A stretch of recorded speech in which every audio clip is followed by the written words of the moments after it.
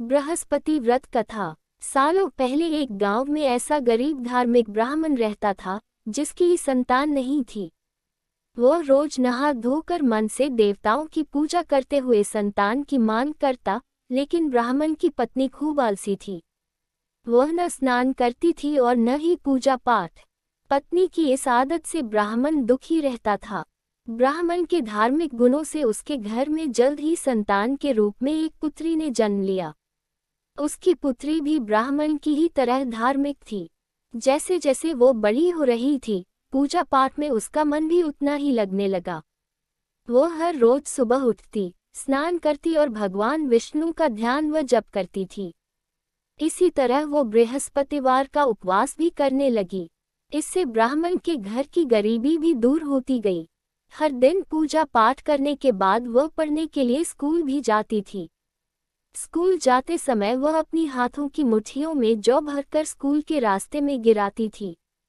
जब वह स्कूल से वापस घर के लिए आती, तो गिराए गए जौ के दाने सोने में बदल जाते थे, जिन्हें उठाकर वह घर लेकर चली आती थी।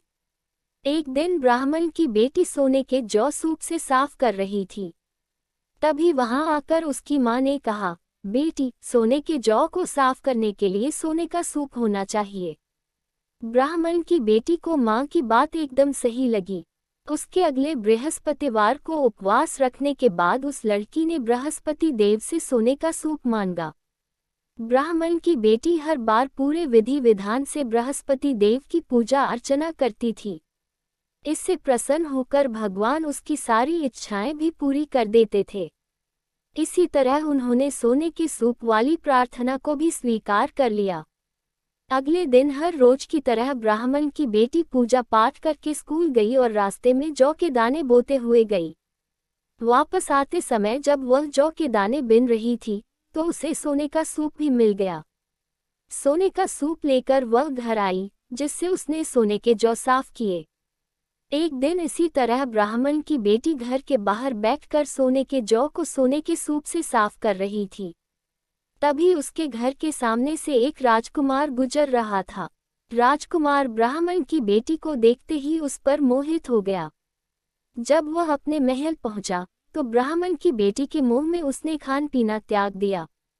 जब राजा को ये पता चला, तो उन्होंने राजकुमार से इसका कारण पूछा।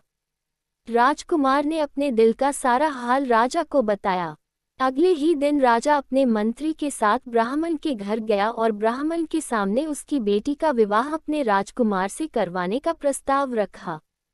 राजा का प्रस्ताव सुनकर ब्राह्मण काफी खुश हो गया। उसने तुरंत ही विवाह करने के लिए हाँ कर दी। कुछ ही दिनों में राजकुमार और ब्राह्मण की बेटी की शादी हो गई। इधर ब्राह्मण की बेटी शादी होने के बाद अपने ससुराल चली गई। उधर ब्राह्मण फिर से गरीब होने लगा। उसके बुरे दिन दोबारा वापस आ गए। एक दिन ब्राह्मण अपनी बेटी से मिलने के लिए उसके ससुराल गया। पिता की हालत देखकर उसने बहुत सारा धन देकर ब्राह्मण को विदा किया। बेटी का दिया हुआ धन कुछ ही दिनों में खत्म हो गया और ब्राह्मण गरीबी की वजह से परेशान हो गया। ब्राह्मण फिर से अपनी बेटी से मिलने के लिए महल गया और उसने बेटी को सारी समस्याएं बताई। अपने गरीब ब्राह्मण पिता की बात सुनकर उसकी बेटी ने कहा, पिताजी, कल आप मां को लेकर मेरे पास आएं। मैं उन्हें बृहस्पति देव के उपवास और पूजन की विधि बताऊंगी।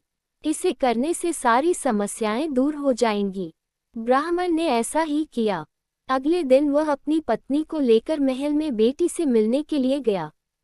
पुत्री ने अपनी मां को बहुत समझाया कि उन्हें अस्त्र त्याग कर सुबह स्नान करना चाहिए और भगवान विष्णु की पूजा करनी चाहिए, लेकिन ब्राह्मण की पत्नी ने उसकी एक भी बात नहीं सुनी। वह अभी भी पहले की ही तरह रहती थी। मां की ऐसी हरकतों से तंग आकर एक दिन उसकी पुत्री ने मां को एक कोठरी में बंद कर दिया। उसे जबरन सुबह स्नान करवाया और भगवान विष्णु की पूजा करवाई। इससे उसकी मां की बुद्धि में सुधार हो गया। अगले ही दिन से ब्राह्मण की पत्नी सुबह उठती, स्नान करती और भगवान विष्णु की पूजा करती। साथ ही बेटी के बताए अनुसार हर बृहस्पतिवार के दिन वह उपवास भी करने लगी। इससे प्रसन्न होकर बृहस्पति देव ने उनकी सारी गरीबी और समस्याएं दूर कर दी। फिर वह एक सुखी और संपन्न जीवन जीने लगे। इस व्रत के प्रभाव से मृत्यु के बाद ब्राह्मण और उसकी पत्नी को स्वर्ग का द्वार भी मिला।